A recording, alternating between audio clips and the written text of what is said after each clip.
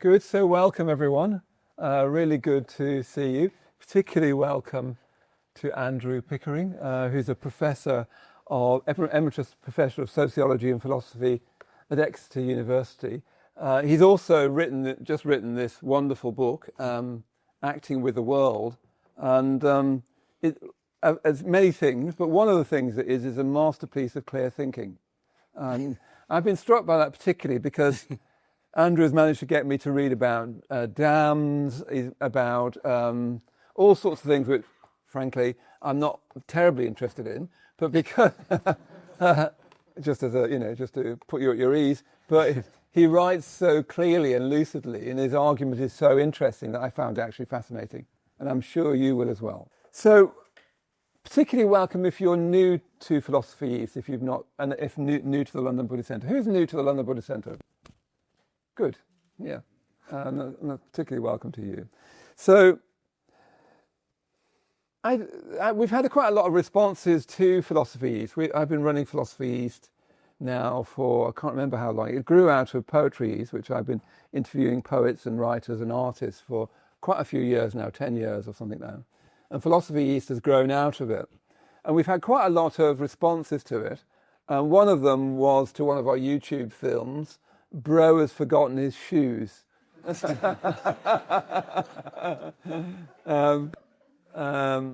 Anyway, then some of them have been a bit more highfalutin than that, but I was the bro being referred to. Bro has forgotten his shoes. But a friend of mine wrote to me, and I thought I need to keep clarifying what it is that I'm imagining us doing here at PhilosophyEAST. Why are we having philosophy at the London Buddhist Centre? Sitting here having this discussion with Andrew under the image of the Buddha. So, from a Buddhist point of view, what I'm doing is I'm inviting people to PhilosophyEAST who I think have what I would call some degree of coincidence with what Buddhists call right view. Right view. So all the people that I've been inviting to PhilosophyEAST have some degree of coincidence with right view. So right view is a little bit of a discursion on Buddhism, but I did warn Andrew that I would be doing this. Right view is not so much to do with an opinion you might have about this or that. It's really more like a truer relationship with life, views that are more in accordance with how things are, and which are therefore more reliable and cause less suffering. That's how you might configure right view. It's not an opinion or an idea you have, it's your kind of perspective on life and how much that is a perspective on life as it actually is, rather than on ideas and views that actually aren't really how life is. That's what right view is.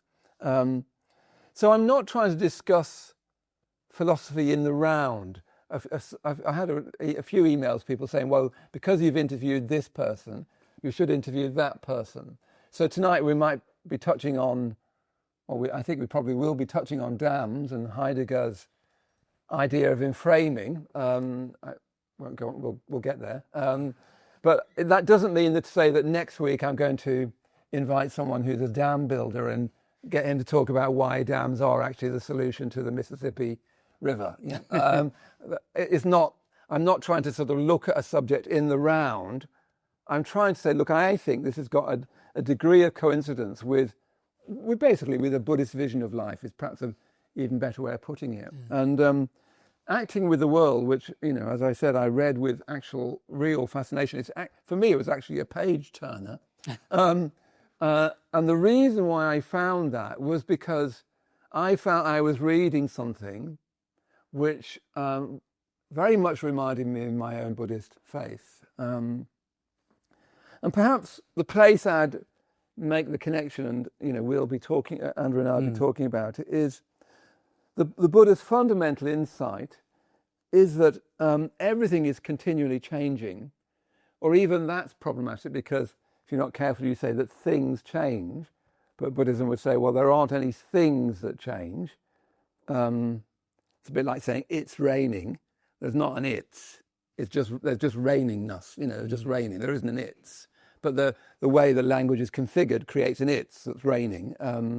So it's not that things change, from a Buddhist point of view, but what you have is changingness all the time. And everything is always changing, and everything is conditioning each other. Every element of life conditions every element of life. Yeah. Now this is usually talked about as the law of praticca samutpada, which is usually translated as conditioned co-arising or something like that. That we live in a world in which everything conditions each other. A world that Andrew might say is he writes in the book, is endlessly becoming. That phrase, endlessly becoming, is very redolent of praticca samutpada, that everything is endlessly becoming. We live in a world in which all things interpenetrate, are interconnected, and condition each other. And what's important from a Buddhist point of view is that we human beings are not separate from that. So we're not standing outside, like on a bank of a river, looking at a changing world and saying, look how that river connects, is interconnected with the whole of life, and that we're standing outside that. But we're part of that web of connection. We were talking just before our conversation tonight about how Buddhism leads with our part in that consciousness, and Andrew was wanted to know, but what about the world, quite rightly, and we might get onto that. So we're part of this web of connection. We're not outside it, imposing our will upon it. We often think we are, and I think Andrew's book particularly is trying to show us that we're not, and that when we think we are, we're acting from a delusion. And do you see how that's very important for Buddhism? Because, from my point of view, because what I'm trying to do, what I'm trying to teach here at the London Buddhist Centre, is to help people not act out of delusion. Because if you act out of delusion, you cause yourself and other people suffering. Yeah. So that's my way of starting to make a connection between Andrew's work, which we'll be mostly exploring this evening, and the Buddhist context, which, is, I would say, it's this world of, as you would say, endless becoming. But let's start with eels, I thought. Oh, the eels. Yeah. It's all very well. It's all like where are we with all this endlessly becoming, co-conditioned, co-arising? Let's start with eels. Right. Okay. I mean, that was a wonderful introduction. I think we've just about covered everything. I'm a scholar. I like examples rather than just ideas. Thank you all for coming. You look like a friendly bunch. They look like it, but you never know. Any minute now, things could change. Yeah, I'm honoured by the invitation to be here. Yes, so to kind of make my way of thinking about the world concrete and bring it down to earth, the second chapter of my book is only about 2 pages long, and it's a story about Asian eels in America. It's a funny story that I read in the New York Times 20-odd years ago. It was just one paragraph, but it sticks in my mind because it covers a lot of what Maitreyabandhu has just said. Right, now I have to tell the story. The story is something like this. So let's say 20 years ago, somebody had the idea of importing these eels from Asia into America, so people could put them in aquariums with the tropical fish and the little model pirates and things. You'd have an eel swimming around in your aquarium. They were very popular. The surprising thing about the eels, at least for Americans, was that they grew very fast and became enormous things.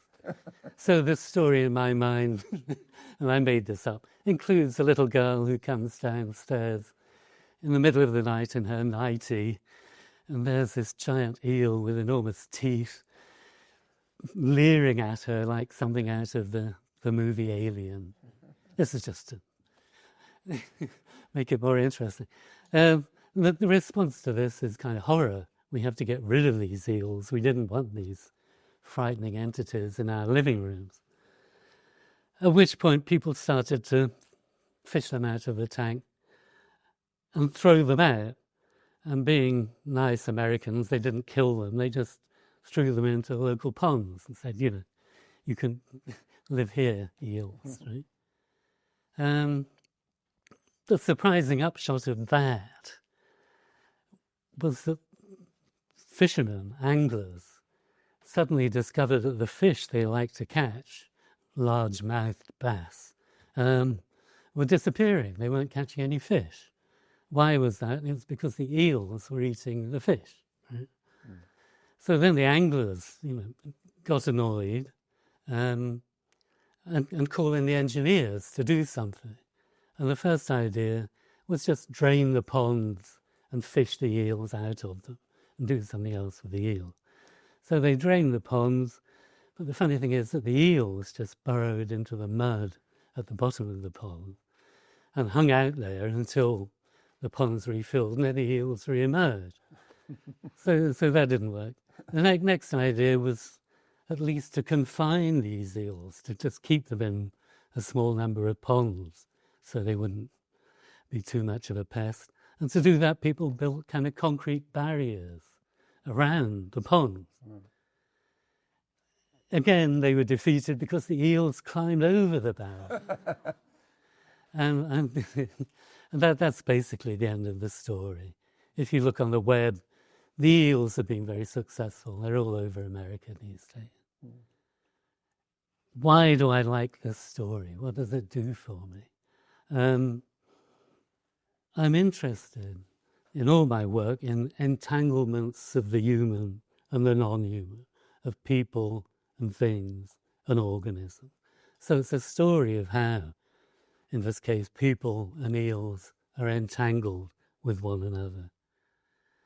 One point to note is that this entanglement isn't to do with ideas or perspectives or anything like that. It's about performance.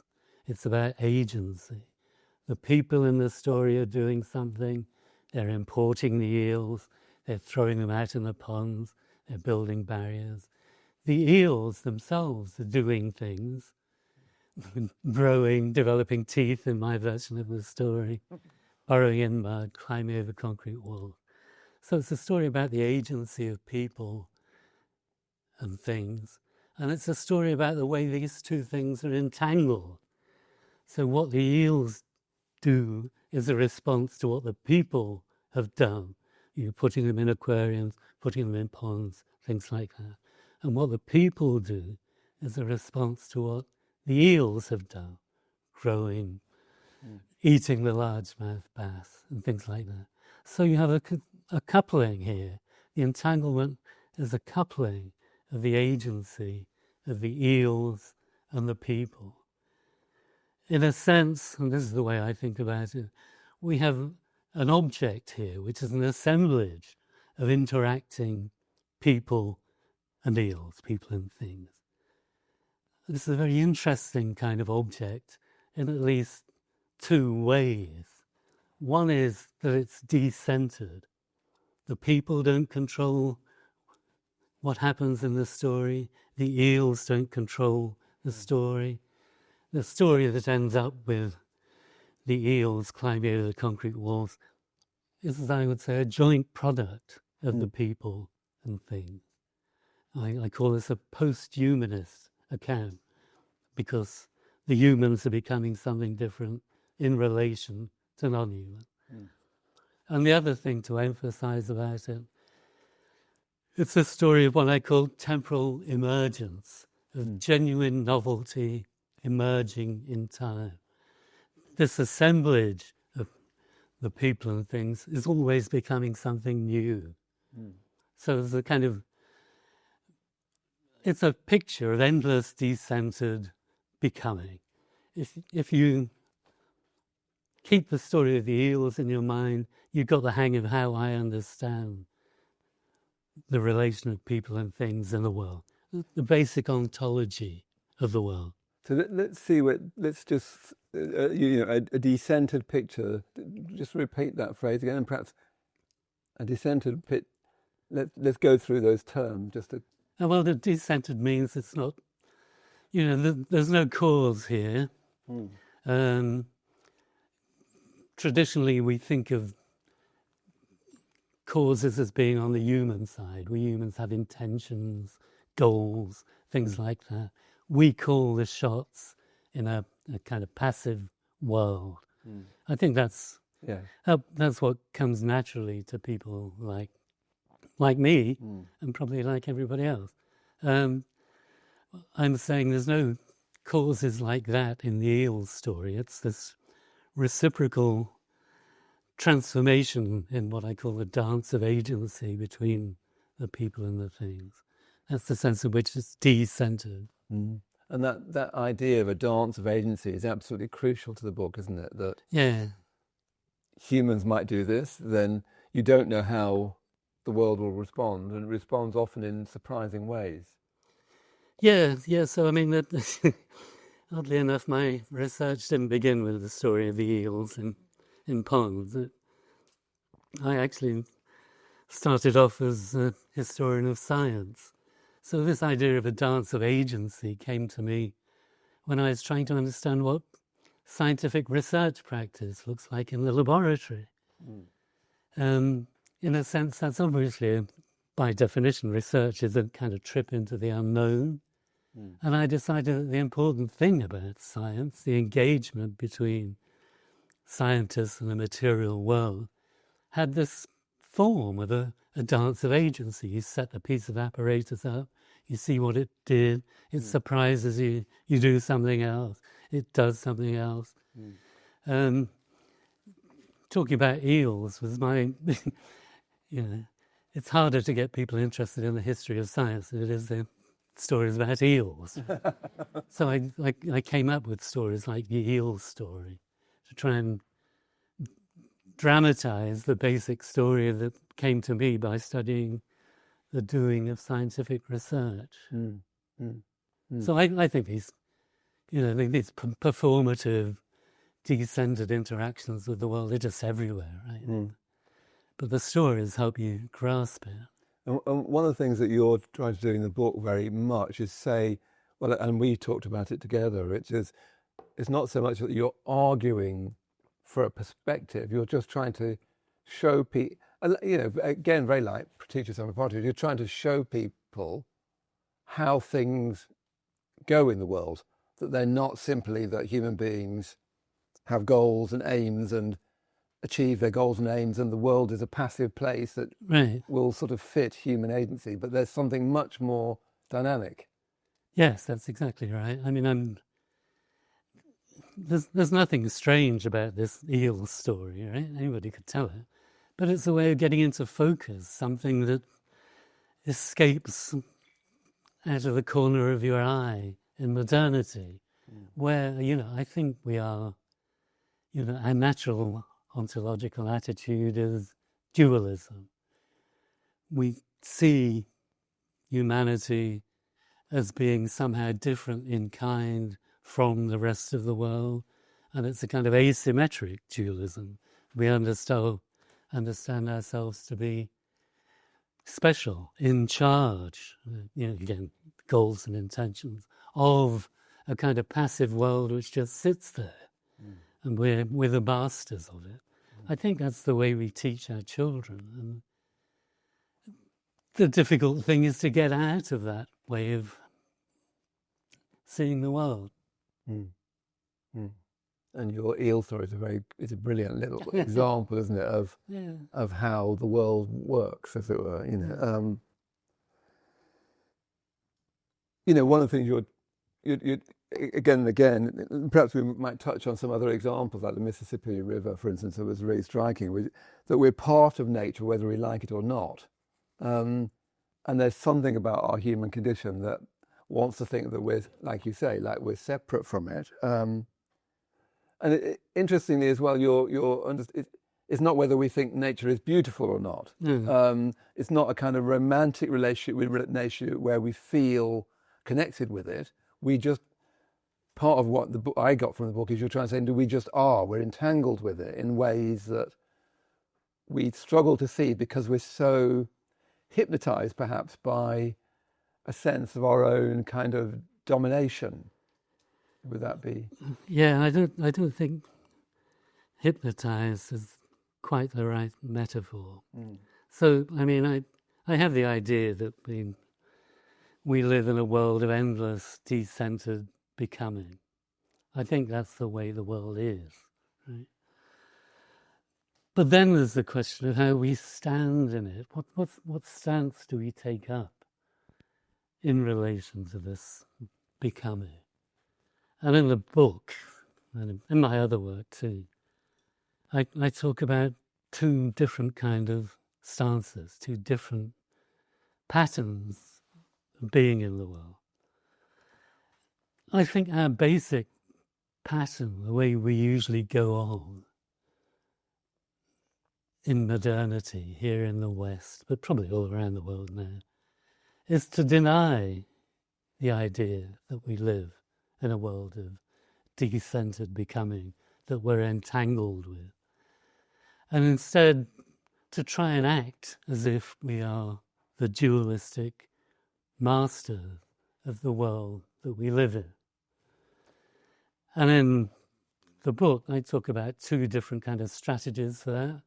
One is just somehow blotting out the agency. And these are practical ways of going on in the world. I don't mean perspectives or hypnotism or anything like that. I mean our practices in the world, especially organized practices of dealing with the environment. One strategy is to just blot out the agency of the world around us. So the other thing about the eels story is that what the people wanted to do was dominate the eels by basically blotting them out. Right? Killing them was the basic option. If you couldn't kill them, pen them into these little ponds. And in the book, I talk about the Mississippi River. Yeah, it'd be good to hear more about that because it's such a strong story, the Mississippi. Yeah, so I mean, left to itself, the Mississippi, like all the world's great rivers, is a kind of living, unpredictable agent doing new things all the time, flooding, mingling with marshes and tributaries, trying to change course. The Mississippi wants to flow into this other river called the Atchafalaya and things like that. James Scott wrote a wonderful book that just came out called In Praise of Floods. If you want a great story about rivers, read that book. So the way we deal with, he says 90% of the world's rivers, he says we kill them, we pin them down, we make them stick to regular courses by building dikes, levees, control structures. We dominate the river, we suppress its agency, or at least we try to. This is just the beginning of the story. So one way in which we manage to live as if we weren't entangled with the world is somehow to just blot out the agency of the non-human others. The other way, which I didn't talk about so much in this book, is to actually rearrange the matter that surrounds us, to simplify it, to discipline it so that it will act for our purposes, and it will become our slave. So, silicon chips, nuclear power stations, my car, these are all examples of matter that has been reconfigured so that its agency is predictable and controllable and masterable. That's another bit of the story here. These are the practical ways in which we manage not to know that we're entangled with a lively world. And with the Mississippi example is, this whole matter of the dams, and perhaps to tell that story from the book, because I think again that is an interesting story of how you try to sort of dominate the river, discover that the river does things you didn't expect, and then, in this case, almost by, not mistake, but happenstance, was do something that then starts to change things again. So, Right. So, I mean, there are kind of two bits in the story you touched on. So I talked about this way of trying to pretend we're not entangled with the world. And this is what Heidegger calls enframing, Gestell. Enframing is a way of being in the world as though it's there at our command. It's treating the world as standing reserve. You've got to recognize this is an incredibly powerful way of being in the world. The entire history of the West is built on this tactic. The entire world we live in grows out of enframing, as does modern scientific knowledge, for example. Doesn't that contradict the story about the fact that we are entangled with the world? No, it doesn't, because what I call emergence never quite goes away. We do manage to put ourselves, we find what I call islands of stability, where we're kind of in control. The Mississippi is kind of mastered. My car is kind of reliable. But it's never, none of these things are ever perfect. Agency is always going to surprisingly burst out somewhere. This is the point. Our entanglements are going to become apparent. The Mississippi River still floods terribly. As a matter of fact, it floods worse now than it did when the levees were just small little things. Building levees gets rid of protects us from little floods, but somehow precipitates even bigger ones. Nuclear power stations melt down. My car says service in 1,000 miles, things like that. This is what I call the dark side of enframing. Things are going to come back to you as unintended consequences of enframing. Sometimes these bad things come back as disasters and catastrophes. You know, levees break, there are songs about that, dams collapse. Where am I going with this story? Or, the funny thing is, even when we are actually successfully in control of the world, we've put ourselves in a position of mastery that seems to work. There's always some kind of what I call a performative excess. So the world, we can induce the world to act as standing reserve to do what we want, you know, a bit of technology that works. But it always turns out to be doing something else as well. And of course, the classic something else is we're great at building power stations to turn fossil fuels into electrical power. But the damn things are also doing something else that we didn't want them to do, producing megatons of carbon dioxide and contributing to global warming. So global warming is like the poster child for the dark side of enframing. All of this makes you wonder if there's another way, if we could find another pattern of going on in the world which isn't enframing, which doesn't have this dark side, or which might ameliorate the dark side in some way. And that pattern is what I call acting with rather than acting on the world. That's what the book is about. And one of your examples is the Colorado River. Yeah. I've mixed up the two, haven't I? Well, yes, they're both watery. Yeah, the watery. I was onto water. I did the wrong bit. We've all done that. To go to the dam story, in 1963, something like that, a big dam was built on the Colorado River, the so-called Glen Canyon Dam, an enormous lake, Lake Powell, I think it is, behind the dam, using the water that flows through the dam to generate electrical power. Right?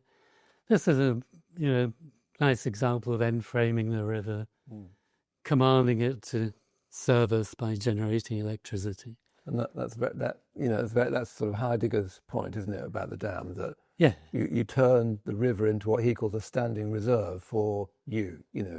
Yeah, so in this famous essay, The Question Concerning Technology, that Heidegger wrote in the 1950s, one of his examples of enframing was a hydroelectric power station on the Rhine River. Right? The Rhine is this kind of mystical river that looms extremely large in German history. Lots of myths, and people go on holiday and swim in it. And the power station is just something you plonk down on the river. And now it doesn't matter what the river's like, what its legendary history is, what the myths are. It becomes a thing to produce electricity for the Ruhr Valley. And the Glen Canyon Dam is a more recent example of the same thing. So it's an example of enframing. It's very successful. It creates electricity, but it also does something else. This is what I mean by the dark side of domination. The dark side, as far as the dam is concerned, is that the downstream ecosystem below the dam of the Colorado River has become drastically degraded. So native species are dying out, invasive species are moving in, the contours of sandbars are disappearing and things like that. And that this downstream happens to be the Grand Canyon. So people kind of care what's happening. And one chapter of the book is about what I call the adaptive management program on the Colorado, which is an example of this other way of being in the world, which I call acting with. If acting on is kind of stamping our will on nature and making it go along with us, acting with is the idea of trying to find out what nature wants to do, speaking loosely, and tuning ourselves into it, right? So it's not a violent domination. It's recognizing our entanglement with the world and, gracefully, if possible, fitting in with it. So I should tell you what the adaptive management program is. It started off with an accidental flood when Lake Powell was actually overflowing. There was too much water in it. And they released a lot of water from the dam down the Colorado. And it turned out that this had beneficial effects. It seemed to kind of get rid of a lot of invasive species and rebuilt sandbanks and things like that. But the effect was only temporary, so it kind of went away.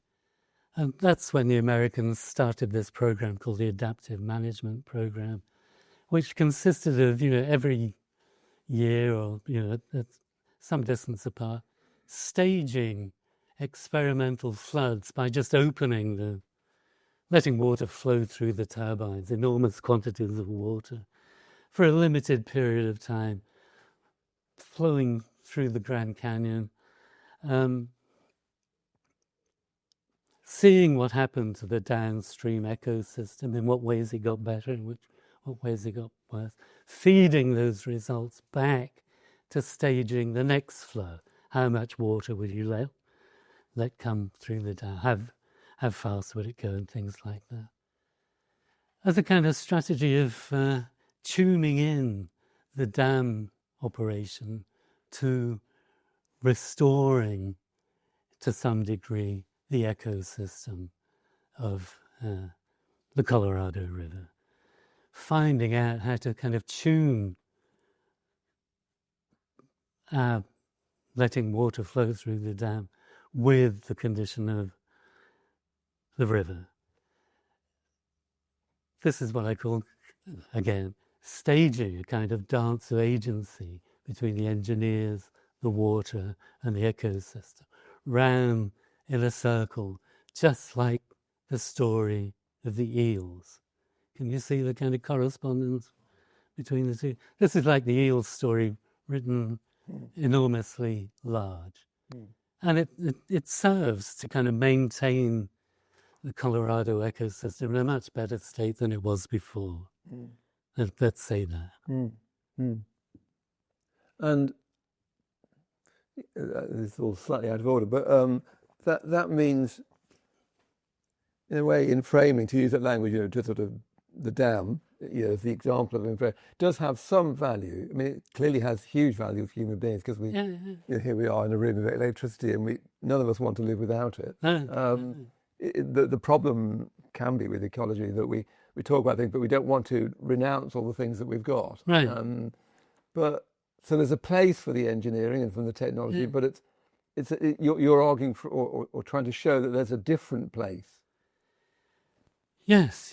So you don't need to bring in an expert on dams to contradict what I'm saying. I mean, I just said, our entire civilization is built on things like the Glen Canyon Dam and the electricity it generates and things like that. The way to put it, I think, is when I first read this essay I just mentioned, The Question Concerning Technology by Martin Heidegger, this guy spends 30 pages talking very heavy, almost incomprehensible German philosophy about enframing, right? And an example is something like the dam. And I first read it in 1984 at MIT. And I remember saying to this reading group, why are we reading this? Of course this is what we do to rivers. We build dams and things like that. What else are we supposed to do? How else can we relate to the environment? I was actually stuck. Right? And I take myself to be an example of a fairly typical way of understanding things in the modern West. Right? If I couldn't understand it, haven't I been hanging out in universities by quite a long time now? If I didn't have any resources for seeing that there was another way to go on, then I think perhaps a lot of other people don't see that there is this other way to go on. That instead of, just denying our entanglements, we can actually stage them in the world. Then the next bit of the answer to your question is, once upon a time, what I call the dark side of enframing didn't really seem to matter. In the 18th century, the 19th century, things were okay. It's only, well, no, it's not only, but let's say since World War II, there's been this vast acceleration of our domination of nature, and it's coming home to roost. Most people would say, global warming is the reductio ad absurdum of enframing and mastery. The dark side is taking over. and then it helps to know, right, that there is this other pattern. I mean, so this is the Colorado story. It's a big river, but maybe it's just a kind of little story. But well, we have a lot of kind of degraded rivers in this country, right? So I mean, they're worth worrying about. I think the next chapter, or no, the chapter but one after that, is about ways of farming. Right? That's what I thought. Farming is a big, organized way of being in an environment. And again, my story is a story of acting with the land and the soil and the crops rather than dominating it. Maybe we can talk about that in a minute. But the strategy is, I use this metaphor of yin and yang. We live in a society which is kind of completely yang dominated mastery, right? So the political thrust of the book is to try and push the pendulum in the yin direction, to say, look, there are these other ways of relating to nature. Here are some concrete examples. Why don't you go and think of some more, right? I can't see how to change the whole world from one pole to the other, but, we can push the pendulum a bit, is the impulse. So before we have tea, I think it would be good to hear that story about natural farming, because again, for me, it was very, very surprising, because the sort of basic assumptions that even tilling the ground, for instance, which you think, well, there's, that's not up for discussion. That's just irreducible. You just have to do that. Suddenly, you read about natural farming and you find you don't have to necessarily do that. So it might be good to tell that story, because I think it's another really good example of acting with the world and showing us ways in which it's possible to act with the world which you might never have imagined. Right. Certainly I hadn't imagined. Yeah. So this is a story of a Japanese farmer called Masanobu Fukuoka, who had a kind of revelation before the Second World War. Kind of an extremist, he had TB or something like that. Yeah, kind of revelation. His revelation was that we were doing too much. We act on the world too much. It must be possible to go along with nature somehow. And he decided to demonstrate this by starting a new kind of farming. And his ambition was to do nothing. He called it do nothing farming. And he started off by literally doing nothing. In the book I call this letting go, right? Letting go of our ways of dominating nature, seeing what happens. And there are plenty of examples of that. So his way of letting go is his father had a couple of small orchards, and Masanobu just decided to do nothing, to leave them untended, and the result was all the trees died. You can't just subtract the dominating technologies and go back to square one. So then he decided, after World War II, that he was going to try and induce fields growing corn and rice and barley. Just practice do nothing farming in stages. And this involved a lot of kind of down-to-earth experimentation. So you stopped ploughing the fields, stop flooding them. You flood rice fields, right? Stop using any kind of chemicals, pesticides, fertilizers, herbicides, things like that. And kind of mess around with the sowing and growing to see if he could find a way of basically not doing farming. And he just experimented with various things. So one thing he did was grow rice and barley alternately in the same field in summer and winter. He would sow, I'm kind of condensing the story here, it's not easy to tell. So rice and barley and clover at the same time, so that first of all the barley would come up, and then you would harvest the barley and throw all the straw back onto the fields. So it's a kind of regenerative cycle. The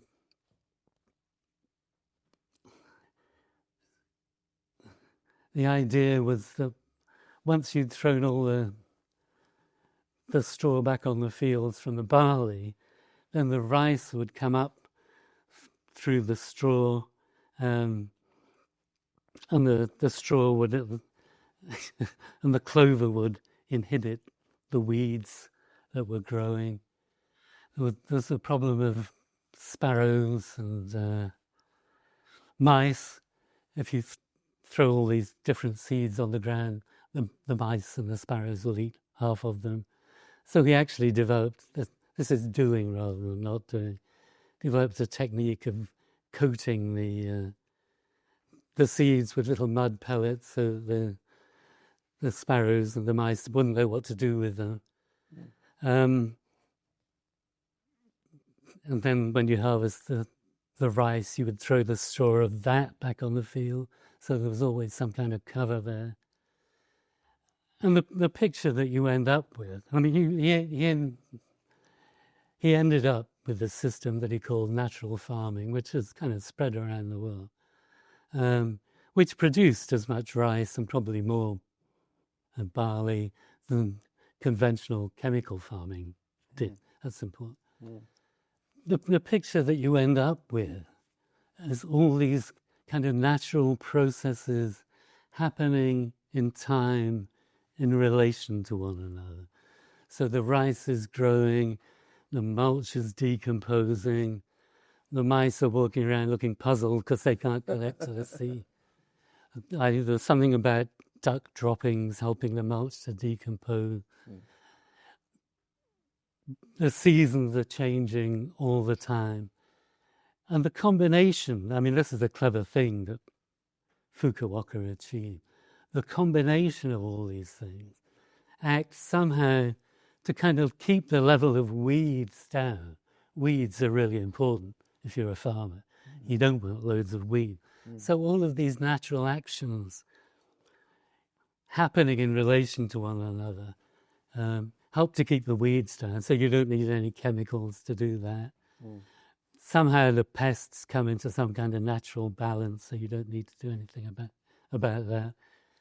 And the trick of farming, once you've set this situation up, is to kind of fit yourself into it, into these natural processes, and time events so that the things that you want happening to suppress the weeds and pests are happening all the time. And so this is the trick of do-nothing farming, to orchestrate the seeds and the plants and the mulch and the processes of decomposition, the weather. And there's no even tilling the ground, is there? No, didn't I forget to say that? There's no tilling of the ground. Yeah. Because there's a reason why tilling the ground is itself problematic. Yes. I mean, so, ordinary farming is a classic example of enframing, commanding the land to do one thing. In effect, we kill the soil with all these chemicals. So instead of being a kind of lively medium, it just sits there as a matrix that you can pour fertilizer and weed killer into it. And command, absolutely homogeneous fields full of corn to grow or something like that. And this has many dark sides. So, with classical ploughing releases enormous quantities of carbon dioxide. It's back to global warming. The mastery of weeds with herbicides is only partial, because the weeds are smarter than we are. They're continually developing resistance to things like glyphosate, Roundup, we call it in America. So new kinds of weeds are always appearing, which calls for new kinds of weed killers. So conventional farming is this kind of, it's a dance of agency, as an arms race between the chemical factories over here and the weeds over there. And of course the chemicals don't stay in the fields. As we all know, they seep into the environment all over the place, cause algae blooms and things like that. So there's a terrible dark side to conventional farming, which is partly to do with global warming, but partly to do with poisoning the environment and killing the soil. That's why a lot of Fukuoka's experimentation was trying to bring the soil back to life. That's the trick of natural farming, in a way. And the clever thing about natural farming is, there is no chemical input, so there's none of that contamination, no algae blooms or anything like that. You don't have to plough the soil at all, so there's no carbon dioxide release, no contribution to global warming. I was going to say something else, but I forgot what it is. But it's a very good example, isn't it? And of course it's a closed system. So, instead of just throwing away the straw and the hay, it's returned to the land, which is part of the business of keeping the land alive with microbes and chemicals and things like that. With, as far as I can make out, no dark side whatsoever. And if you believe Fukuoka and his people who write about him, it is a possible way of growing just as much food as we grow now. So I've got two questions, I think, arising from our first part of our conversation. And let's see what you think about them. They might not be the sort of questions you'd like, but let's go for some. Anyway, the first question is, to put very briefly, is what's this got to do with us? In the sense of, I'm very struck by your examples of all your examples in the book. Actually, are wonderfully memorable, even though I've mixed some of them up. But still. But I'm not going to. I'm not going to be doing any farming. I'm afraid at any time. I'm not going to be able to do anything much with rivers. Oh, right. Just what I mean. So here I am living in Bethnal Green. I'm living like most people here in an urban situation in which, food being delivered to Sainsbury's is about as close as I get to farming. What do you think we need to? What can we take from this? We're not probably going to go off and be natural farmers or help with the Mississippi River or the Colorado. Is there something we can take from this in our modern sort of urban setting now? That's my first question. Right. Not the question perhaps you'd like, but... No. Well, that's my job, you see, Andrew, is to ask things like that. Yeah, I mean, well, of course, I was trying to talk about kind of large-scale, organized, mass relations to the environment, the kind of things that you might worry about. I mean, drilling for oil a mile below the surface of the ocean. I think these big enframing projects are multiplying, right? And it's the kind of dark side of them. And I'm trying to say, we need to think twice. To actually answer the question you asked me, what I'm trying to do is draw attention to stuff that happens all around us and that we're involved in all the time. So I'm trying to get in focus just this kind of ontological picture that we are entangled with. Well, we're entangled with the non-human world. I find myself talking about that historically, but of course we're entangled with each other too. We're embedded in these dances of agency all the time. Transformative ones, things are happening to us. We're becoming something new. I don't see why you shouldn't, pay attention to that in your daily life in Bethnal Green. And, and if I was to make a guess, I would say that's what Buddhists do, actually. Yes. Embarrassingly, yes, that's right. So it's just, for me, it's finding perspicuous examples. It wouldn't strike me if I described myself going down the shops and eating, our neighbours. And I couldn't write a book about it anyway. No, and in the book you talk, another very striking way of thinking about this is you talk about those images where you can only see one image and not the other, like a rabbit or an old lady. Right. One of the things you're trying to say is, look, we keep on seeing the rabbit, and there is another way of seeing the picture. Is that? Yeah. Gestalt. I mean, you've done your mixing up trick again. Have I? Sorry. I'm afraid I've written poetry and it does terrible things to your brain. I wouldn't recommend it. I mean, do you know these Gestalt pictures that you can see as one thing, and then if you try very hard, you can see it as another. So the famous one is the duck rabbit thing that either looks like a duck or looks like a rabbit.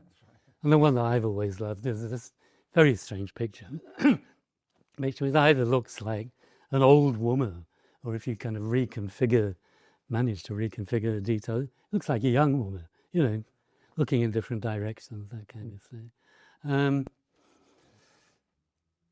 I talk a bit in the book about how neither enframing or poesis is ever to be found in absolutely pure form. they're kind of always tangled up together to some extent. So, if you set out to build a big dam like the Glen Canyon Dam, you can design that, you can calculate it, because science and engineering, calculation is part of Enframing, we could say. You can calculate. But when you come to actually build a dam, you discover, there's a pile of rocks over here and there's a bit of sand here. How are we going to deal with that? And you have to kind of act with the particularities that you find in implementing the plan. But the Gestalt imagery for me is that the plan is always in the foreground, and these poetic examples of acting with are kind of parasitic upon it. Conversely, the adaptive management program on the Colorado River depends on experimental floods coming down from the Glen Canyon Dam. And we're in charge of that dam. Humanity controls how much water. So there's a bit of enframing in the adaptive management program. But what the adaptive management program draws your attention to is this kind of entanglement of people and water and the ecosystem and dances of agency rather than foregrounding control. So, poesis and enframing are like the duck and the rabbit, or but they're practical things, right? So gestalts are usually about seeing things and understanding things. I don't think, seeing and perceiving and thinking are the important things at all. Anybody could think differently, but to find different ways of acting is what I find so impressive about the examples that I talk about in this book. That guy Fukuoka could actually find another practical way of entangling himself with the land so as to produce rice and barley. It's just an amazing achievement. And if you want some more amazing achievements, the book that I wrote before this one is called The Cybernetic Brain, Sketches of Another Future, which is full of examples of ways of going on, practical projects in a world that we don't understand and that we can't master. The examples are great. I mean, if you want a page turner, read the other part. Well, this one's a page turner. I mean, it's in a minute I might just get you to clarify what you mean by poesis, because you use that in the book, and we haven't. Let's just clarify what that means, because we've got this dual sort of different sort of. Yeah, no, I mean, I'm getting tangled up in language. I got too many words for basically the same thing. In this essay, a question concerning technology, Heidegger goes on and on about enframing, and at the end he talks about, I finally realized, some other way of going on, which he calls poesis, or revealing in English. Poesis means bringing forth. Poesis is what I call acting with, and framing is what I call acting on. Somehow it's the words, different words work better in different sentences. Yeah. You're a poet, Got a bit of sense of it. I mean, it's interesting what you say about that. It's not to do with changing your thinking. I'm struck by that partly what you're trying to say, look, I'm not just trying to say, wouldn't it be good if we thought, I don't know, that there's a book at the moment, isn't it, Are Rivers Conscious? We could spend the whole evening talking about whether rivers are conscious or not, or whether they're alive or not. You're saying, no, what we need to do is a new way of acting. Now reminds me very much of Buddhism, because Buddhism is very concerned with saying, well, if you want a different world, you need to act in a different way. If you want a different state of mind, if you want a happier world, if you want a community of people, you need to start to act in a different sort of way. It's interesting that in Buddhism there's no word that translates as philosophy. We were mentioning this earlier, because the Buddha, for the Buddha, the idea that you could think about reality, however remarkably, I mean, Heidegger is one of the great examples of thinking about reality. It's impossible to read, famously, but there are books about how to do it. But the Buddha's idea, the Buddha's critique of thinking would be, why would you think about reality and then not change yourself in relationship to it? the emphasis of Buddhism on practice, on what you do, not on some sort of final metaphysics about what is going on. He would say you need to start acting differently. If you want a world where people are kind to you, you need to start being kind to them, for instance. Right. Or, if you want a world where you're not killing a river, you need to start to work out what the river wants. Yeah. I mean, just to repeat what you just said, I mean, I'm an academic. I always have been. What lies behind Enframing is a kind of dualist vision of the world. People and things are separate, and we're in command of them. No self-respecting philosopher would stick up for that kind of dualism. They wouldn't have done that for a very long time. Nevertheless, what a philosopher would give you would be just a whole list of arguments. We have to think differently about the world. We need different non-dualistic thinking. And, there are millions of examples of this in the history of cybernetics that I wrote about. Gregory Bateson was the guy who wrote about the environment. And he's spent all his life saying, all of these environmental problems are caused by the way we think, and we now have to think some other way. Right? Anybody could think another way. I mean, I said this a minute ago. The really hard thing is to find actual ways of living it out. And I mean, your example of the Buddha makes it sound a bit too simple, If we want people to be nice to us, we have to be nice to them. Anybody could see that. Whether they can practice it is another matter. But, how to farm without, ploughing the land or chemicals. I couldn't see that. I had to go out and do some research. And I wondered, I do wonder about Buddhism, how it could extend out to practical being in the world, not at the personal level, but more organised ways of going. Yes, that's right. And we won't go into too much of a disquisition about that. But, my own teacher, psychiatry, says we need to transform self and world. And I think you're particularly coming at that equation from world. I'm probably particularly coming at that equation from self. Yeah, I think yes, it's the inner and the outer. Maybe we arrive at the same kind of picture. Yeah. On different routes. But my second question, rather than going back into, but my second question would be, obviously I think you're right that we've, we from a Buddhist point of view, we don't act as if praticca samutpada is the case. We don't act as if things co-arise, that they condition each other, and that we're part of a web of agency. Where my mental states, my words, my actions, whether I till the land or not, has effects on the whole system, the whole interconnected system. Buddhism would say, well, we're deluded about that. We act as if that isn't the case. We act as if we're separate, dominating that we can control the world and so on. But, and we have, you were saying that since the Second World War, that's ramped up, exponentially.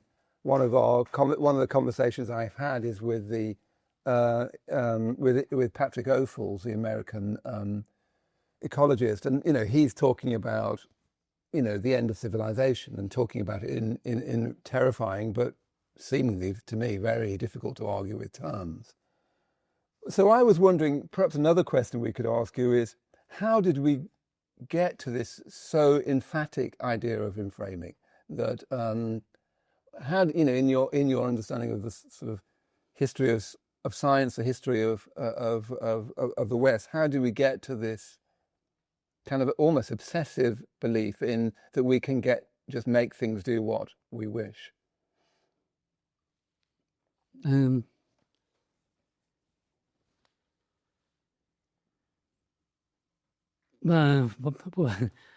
I mean, you don't want a full historical answer to that question, do you? In a sense, it was the scientific revolution, the success of people like Galileo and Newton in, describing the motions of inert matter, Newton's laws of motion. From that kind of conceptual grip on the world, people would, well, this goes back to my very first book, which was called Constructing Quarks. The way science works is elaborating models. So Newton set up this model for understanding the world, force equals mass times acceleration, inverse square law of masses and things like that. And people just started conceptually processing everything in terms of things like Newton's description of the world. And of course, there's all sorts of variation and emergence. But at its origin, this is a dualist way of thinking about things. How does this pendulum act independently of me? Its period is 2 pi root L over G, I remember. That's one story. My preferred story is about performance and action and agency, and it's the history of machines. We've got better and better at making more and more machines. So Galileo, when he was understanding the laws of motion of things falling under gravity, was working in the Venice Arsenal, I believe, right?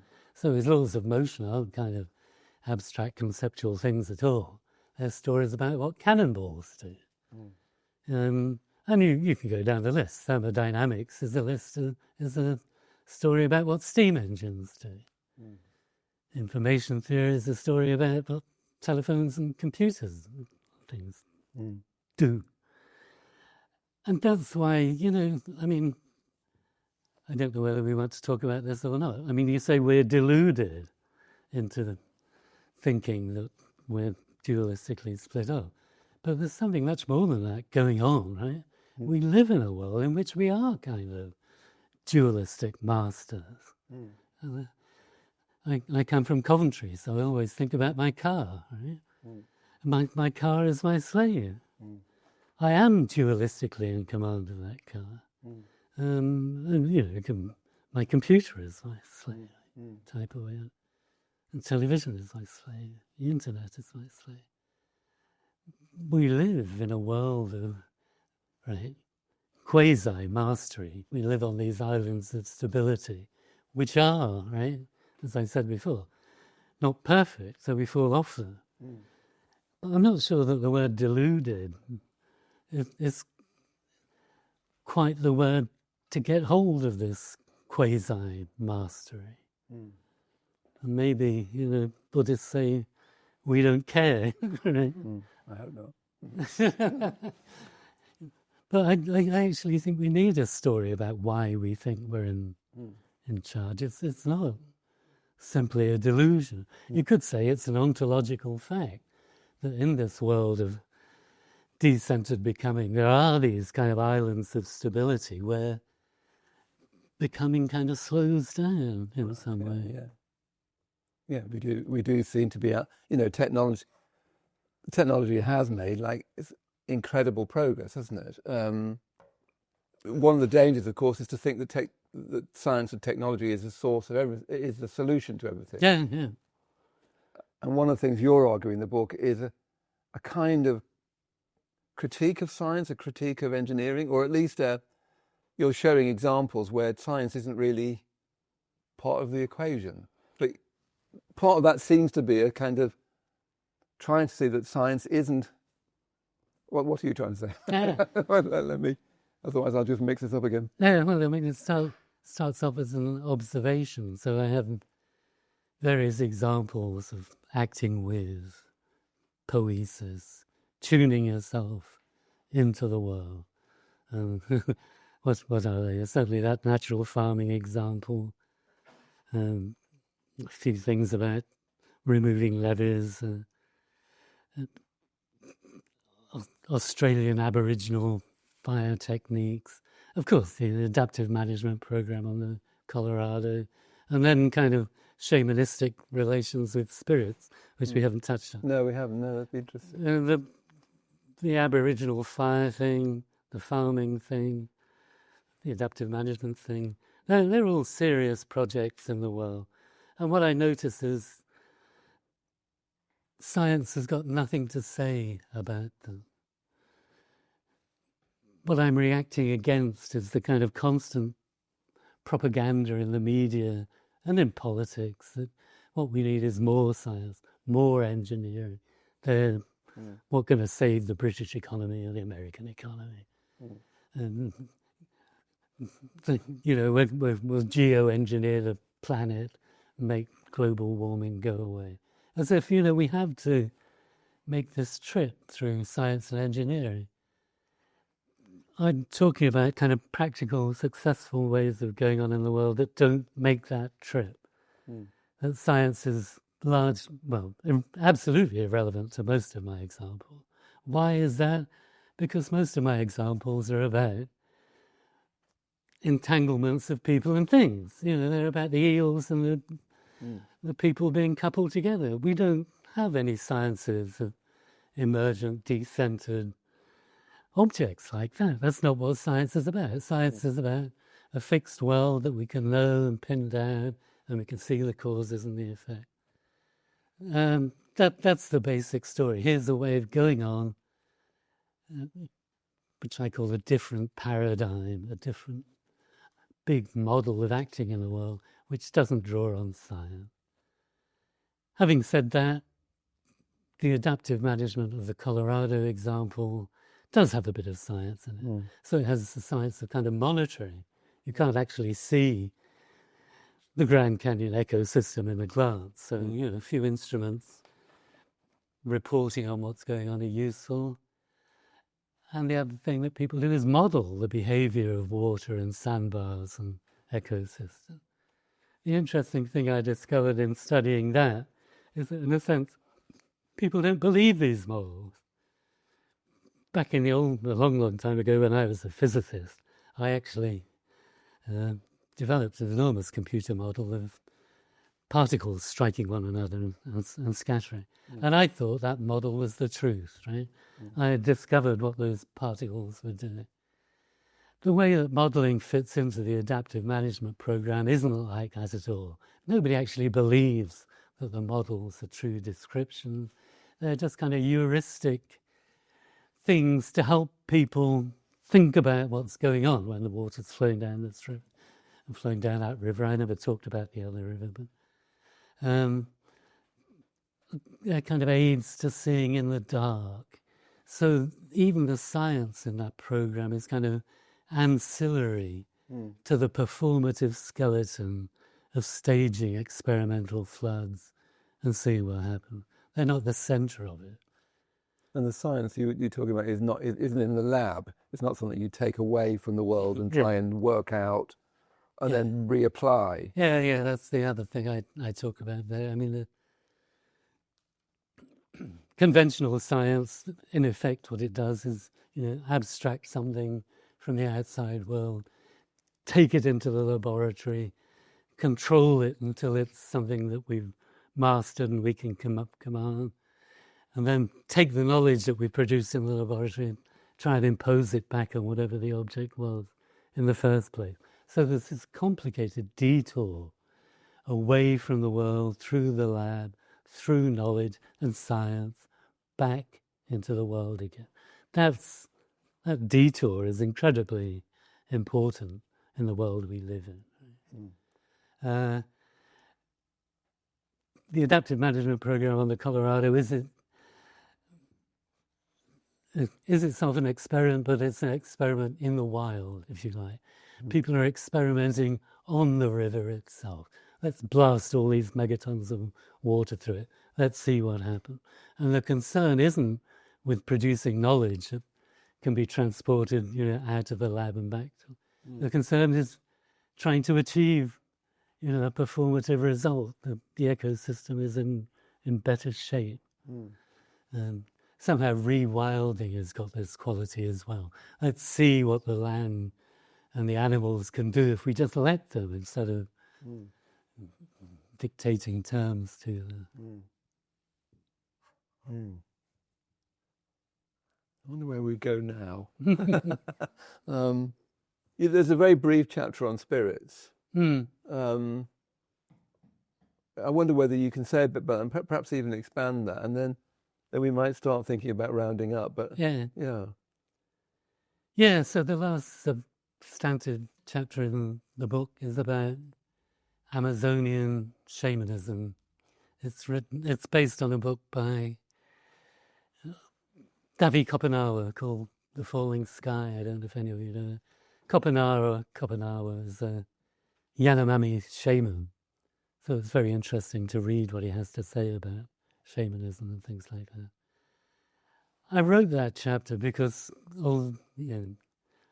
everything else in the book is about very kind of common sense, senses of agency. So we all know that rivers flood and rice grows and wildfires break out and we have to do something about them, things like that. So then, that's a sense of agency which is very congenial to, modern common sense. I thought, have I really escaped from this dualistic pattern of thinking that, of course, I'm actually criticizing? So I thought, well, let's have a bit of wild, non-conventional agency in this story and see if I can liven it up, make sense of it. Kopenawa's story is about how the shaman, through various disciplines and practices, we could say, including what is called smoking yakuwana, which seems to be taking ayahuasca, the shaman puts themselves in the presence of these spirits that are called sapiri. And the spirit's very lively and they'll help the shaman. So that seemed to me to be an interesting example of kind of non-modern agency.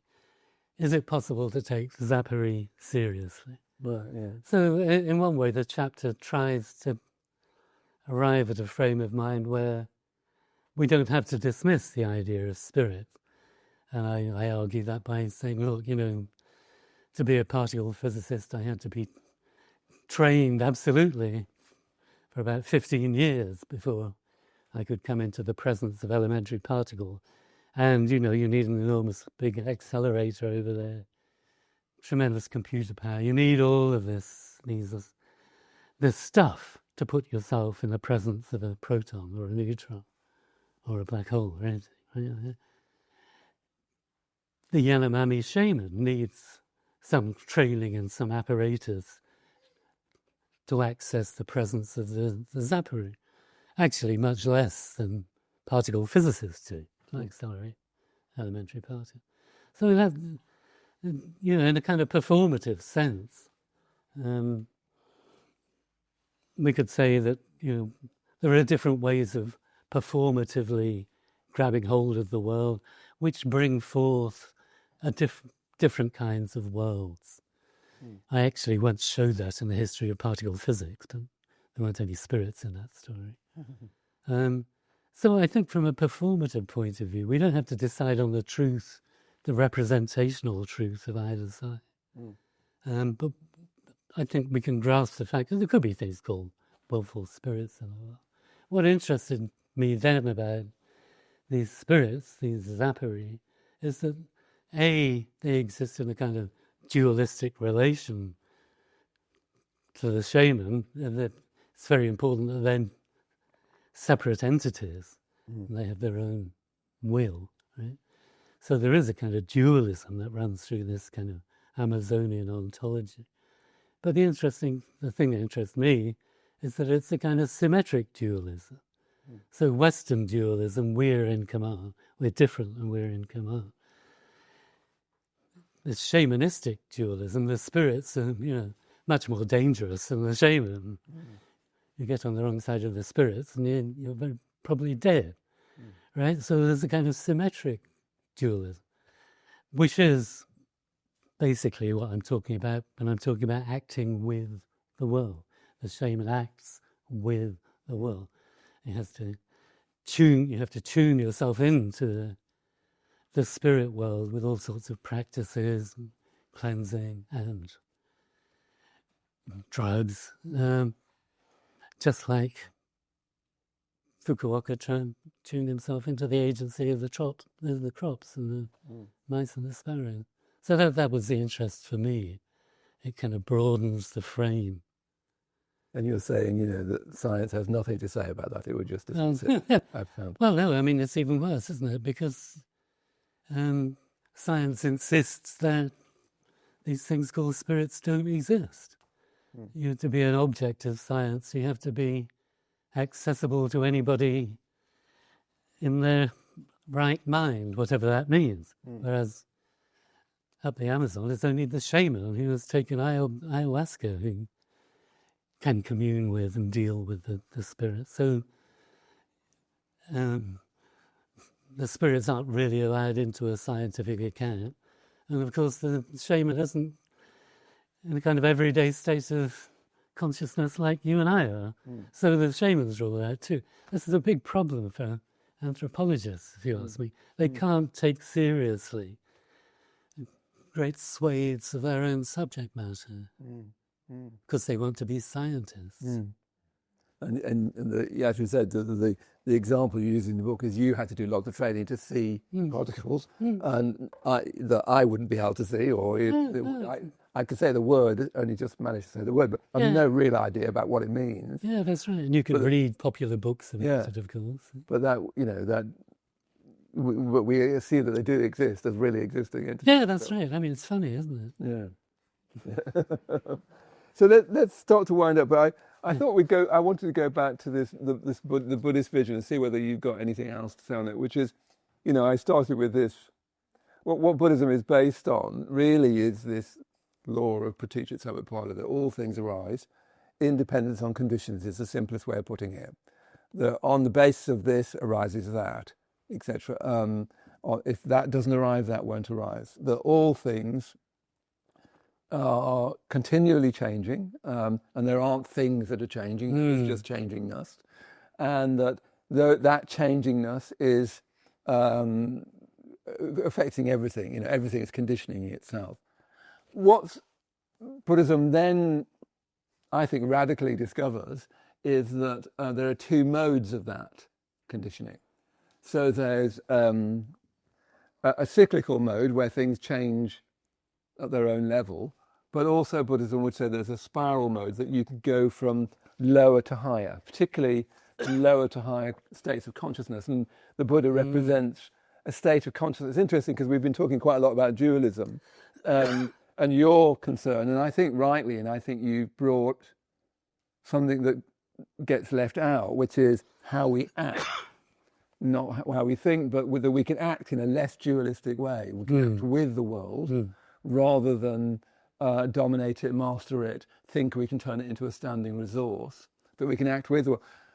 The Buddha represents a consciousness that's even beyond acting with the world. It's where that definition between subject and object, self and world, the fundamental dualism that we live through is transcended.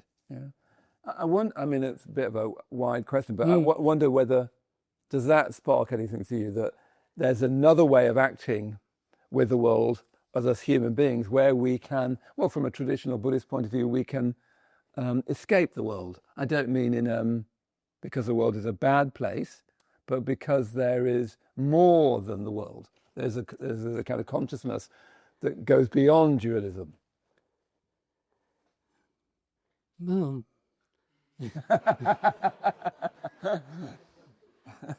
Perhaps the answer is yes and no. Let's do yes and no then. I mean, in a way, although the focus is on kind of either the inner or the outer, maybe, I think my story has a lot in common with the Buddhist story. Right? So this co-arising, whatever the word is, is central to both of them. If you think hard about the kind of ontological picture that I'm trying to paint,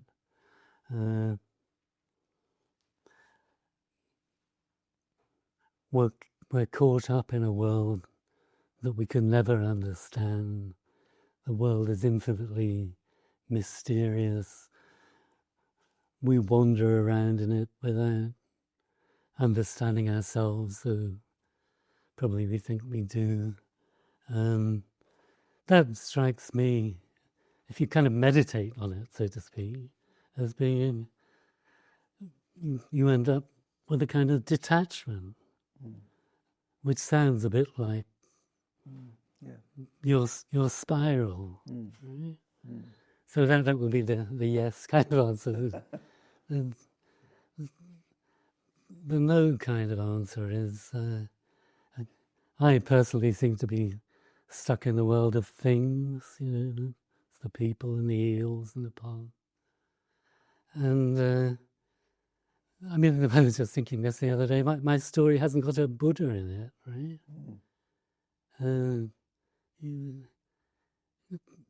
It's interesting to think what the figure of the Buddha is doing. That's something on top of the kind of ontological picture, at least the ontological picture that's inside me. And it's a kind of destiny, right? And a figurehead, and something to always have in your mind. So my story is, my story is just lacking that kind of thing. I don't know. I could return the question to you. What do you think about my story? Am I just wrong in feeling the need to talk about my car and the eels and things like that? and thinking about, islands of stability. That as a maybe a lapsed physicist, I still think that if you had configured the world in certain ways, certain things happen. See, I feel that you're revealing an aspect of right view, which is that in your language, that we're in a world of endless becoming, that we're not separate from the world, that we're not dominating, mastering agents. We need to work much more responsively. We need to understand that we're always acting, including when we're not acting, and that action or non-action is having consequences all the time. Buddhism emphasizes again and again that actions have consequences, and that many of those consequences are unintended.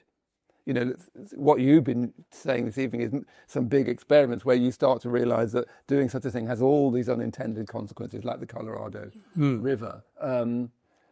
All that, what I would say is also there's another way. Buddhism would want to say there's a way out of all of that. That's the whole of Buddhism, and we haven't got time to go there. But I think you're revealing to us an aspect of right view, something like you say in the book, that we don't see. It's sort of in the shadows of what Heidegger and yourself call enframing. Well, that's a very agreeable point to reach. So let's finish there. Thank you very much, Andrew Pickering.